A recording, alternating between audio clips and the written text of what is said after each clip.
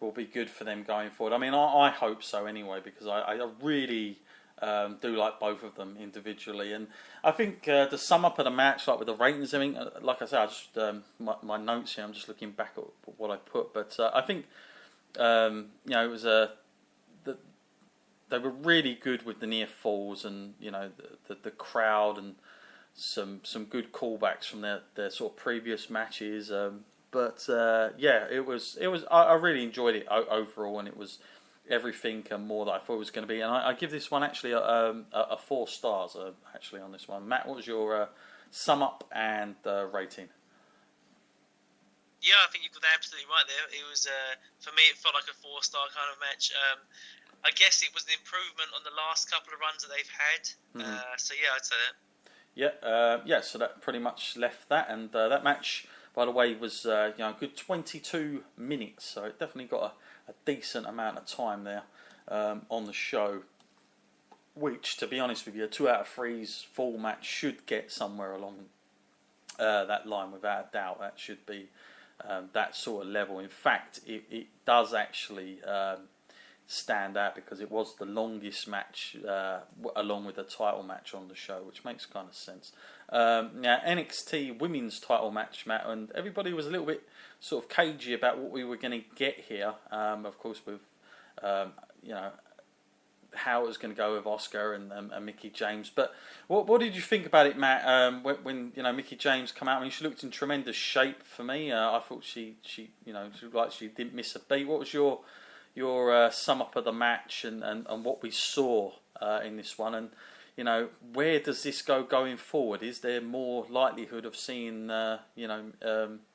seeing sort of Mickie James around more now, or was it sort of just a one-off kind of deal? What did you think on that match? Yeah, I think you're right there. I think she came out. She did look pretty good. I mean, I'm not going to make any excuses. She definitely did look a lot older than last time we've seen her, but it had been many years since then, so of course she was going to look a little bit older. But yeah, I think she still works well in the ring. If you've been watching TNA recently, up until a few years ago and that, you would know that she was still working at a high level down there. So yeah, I'm not surprised that she was able to put up a good match. Again, it's one of those matches where I was expecting kind of some real stiff competition, and I mean, I know she put on a good show and everything, but I think Asuka kind of stole the show there, and the fact that she had a lot of the support from the fans as well. That whole front row was wearing Asuka masks when she was coming down to the ring and everything. So that was a bit surprising to me. But yeah, I think it all went the right way, really. I was hoping that Asuka would retain, keeping that sort of undefeated streak, because it's one of the kind of most interesting things on NXT now is that kind of unbeaten run and who it will be that actually takes that from her. But as far as Mickie James goes and what she can be doing now, I didn't really get the feeling that there was much left to prove. Asuka kind of beat her, and she did it kind of fair and square. So Mickie James staying around, if she did, it would be more of a kind of teacher kind of role, assuming, and she'd have to give the rub to somebody younger, maybe someone like Billie Kay and Peyton Royce, if that was the case. Sure. Yeah. I mean, I thought this was a good match, and they played off a lot of Mickie James' history during the match, I felt, and made it sort of a little bit more competitive with Asuka. And like I say, I think Mickie James looks in great shape, and done everything I think she could. I mean, the match, it went just over 13 minutes, and of course Asuka won with the submission in the end. But I think it done what it was meant to do, Matt. I mean, they are a little bit short of the women there, but I think there was no harm in having Mickie James there. It certainly wasn't a bad idea. I think at first thought I was a little bit like, why are they bringing in somebody like Mickie James for the title? That's the bit that didn't make sense. I can totally take Mickie James turning up for a match with a female wrestler, but just for the title seemed a little bit sort of left field. But I kind of, when it was there in front of me, I did enjoy it, and this was I think definitely a great advert for Asuka. I mean, I think if anything, Matt, it done what it was meant to do. It puts her over a little bit more than she already is. I mean, it's given her a completely different outlook on an opponent that we haven't seen her against sort of an old sort of legend, sort of that people will remember. I think it does do her credit a little bit more. So I think it was a good piece of booking, made perfect sense, and it just puts more on her going forward. The rating for this, I give a solid 3.5 stars. Matt, what was your sum up? Fair enough there. Again, I've got to agree with that. 3.5 stars. I think I was glad to see Mickey back. I mean, it hadn't been that long since I'd seen her down on TNA, but I think back in the WWE ring is a completely different thing, and I think it was very sort of humble of her to let Asuka go over on her like that. Sure. Okay, well, next match, of course, was the NXT title match, and we had another sort of amazing sort of entrance from Nakamura with the violinist sort of going around him down to the ramp, and and of course he was up against Samoa Joe, and this was I think of the weekend, Matt. This was probably the first shock for me. I don't think either of us predicted anything quite like this. That this was going to happen. The match itself, Matt, before we get to the eventual outcome, what did you make of it, and the style that they had and everything going into this? What was your sort of initial feelings watching this one? Well, first off, straight out the gates, I was thinking, what is this? Is this like, are we watching UFC now? It was just like striking and waiting for openings, and I was like, okay, this is a little bit different. Mm-hmm. But then as it sort of got into it and the match flow sort of evened out a bit more, it got more heavily wrestling based, I guess. And I was kind of surprised by how dominant Joe was during this match. I was expecting like Shinsuke was going to come out of this thing like firing on all cylinders, and kicks flying and everything. But Joe did a good job actually of getting the upper hand in this match, and making it seem like they were going to be very evenly matched, and it would only take a small thing to separate them. And in the end, I guess that's what it did. Yeah, I think this match came off better than the Brooklyn show that they had earlier on. I think this was a little bit better for me, and I think that it was very, very stiff going into it. I mean, damn, those guys were certainly working a strong style with one another. There was no doubt about that.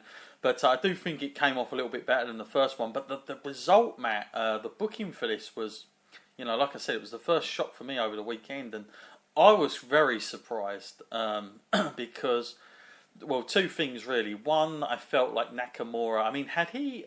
I don't know, Matt, because I haven't really been keeping up too much. But up to this point, he's been undefeated. Is that correct still? Yeah, I believe that's right. Actually, yeah, I had not seen him lose until this night. Actually. So he loses that, and then at the same time, I'm thinking Samoa Joe is bloody ready to go up to that main roster, and so I just was not expecting this whatsoever.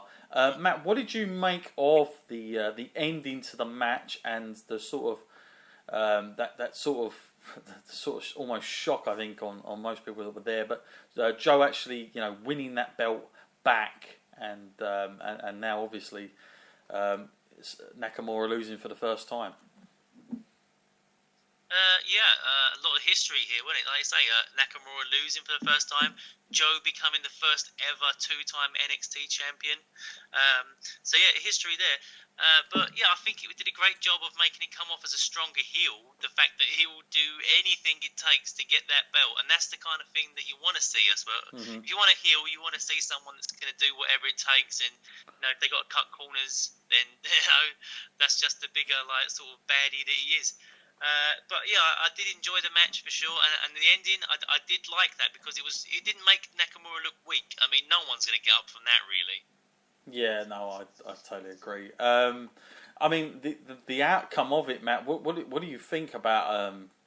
I know Joe is the first two-time, but what does this do for Nakamura in terms of him? Do you think there's a bit of damage with him, or do you think that WWE are trying to show he is vulnerable, he can lose, and they're trying to get that in now? But again, if they wanted to do that, why didn't they do that a little bit earlier in his run down there? I don't know, but it just seemed like people weren't really talking about that. Like the announcers weren't really. They didn't really play into that, did they, Matt? Like this guy was sort of undefeated. I mean, certainly not from what I picked up on. It was more of that Joe sort of got it back. Like even going into the match, they don't really talk about it that much. It's not sort of a big deal when it kind of should be. And for us that are watching it, we're always saying it, but they're not.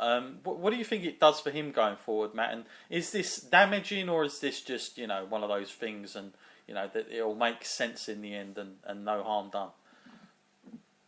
Yeah, it's kind of a shame that they didn't mention any of that, because they did mention it with Asuka, though. They did make a deal of that. That's what I couldn't understand. She was undefeated in that. Yeah, that's what I couldn't understand about so it. That was, a little bit awkward there, because, maybe it gives us a little insight into their plans, that Asuka might continue that run a little bit more, and actually they might make a big deal of that in the future.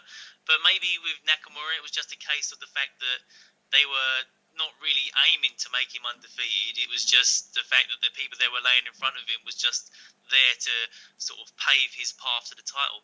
But that's the most confusing thing, is I don't understand why he would drop the title, because, like you said, Joe is so ready to come up now, and I'm assuming now that just means we've got to have another Joe Nakamura fight. But if Nakamura wins that, then we have to have another Joe Nakamura fight. When's it going to end? Well, let me tell you, that is actually happening, Matt. I'll give you that one right now, because they're going to be in Australia, the Melbourne show, and I believe it's getting network coverage, by the way, for everybody that wanted to know. And that match has already been officially announced for their rematch. So we are gonna see that match again, Matt. And now whether they give that belt up again back to Nakamura, who knows? I would say it's very much open. I don't think it's a foregone conclusion that Joe keeps it even. So it does leave it open in that sense. Like there is, anything could happen, but I don't know. We'll have to see. For me, I think being a Nakamura fan, I'm a huge Samoa Joe fan first and foremost as well, and I don't want to put anything against him, because I think he done a fantastic job. But just as a side note on Nakamura, I just feel like this, I don't want to see him sort of that vulnerable, because I think there's so much you can do with this guy, with the strong style. I just hope that Vince McMahon and the other guys haven't sort of looked at him as sort of a guy that can't carry it that well, because I know that NXT's numbers have been down to what it normally is, but you've got to remember the amount of talent that has been shipped away. People like Bayley, Finn Balor, there's been loads. I mean, American Alpha and all the rest of it, they don't have that pull. So I don't think you can hold it solely on Nakamura for this. And quite frankly, they have somebody who could just come up on the main roster like Finn Balor and just work at that top level. So I just hope that they haven't given up on that, because this guy was signed with so much momentum, and I think people really, really enjoy him.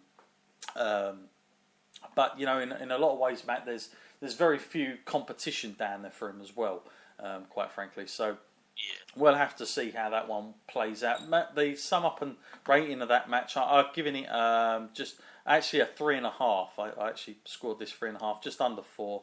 What was your sum up and rankings on it? Yeah, for me it's got to be a 3.5, because I think it's one of those ones that I consider a co-main event. That and the Mickie James one, I was probably looking forward to the Mickie James fight more. Mm-hmm. Yeah, so coming out of that, overall, Matt, what did you think of the NXT TakeOver show in general? Did you enjoy it as a show and for what NXT are all about? And do you think it sort of came off well, even though it was slightly underwhelming on sort of name power on the card? Did you think it still came off okay?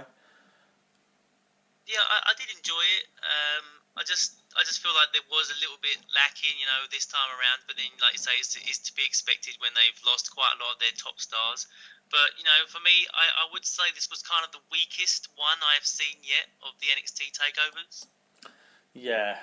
I mean, I think overall, I still enjoy it. I just, what it is? I just think it's the style they work. It just seems like there's a real importance about it. Like when they get to the takeover shows, it's kind of like how WWE pay-per-views used to be, which is when you get to them, there's like actually there's like a real reason why we're here, and the stakes are raised a little bit higher, and things are going to come to a conclusion. Whereas I feel nowadays on the main roster, the pay-per-views or events, whatever you want to call them now, they don't have that feel about summing anything up. It just seems like it's just part of the storyline. So if there's anything they got going for them, it's probably that for me. But not a bad show.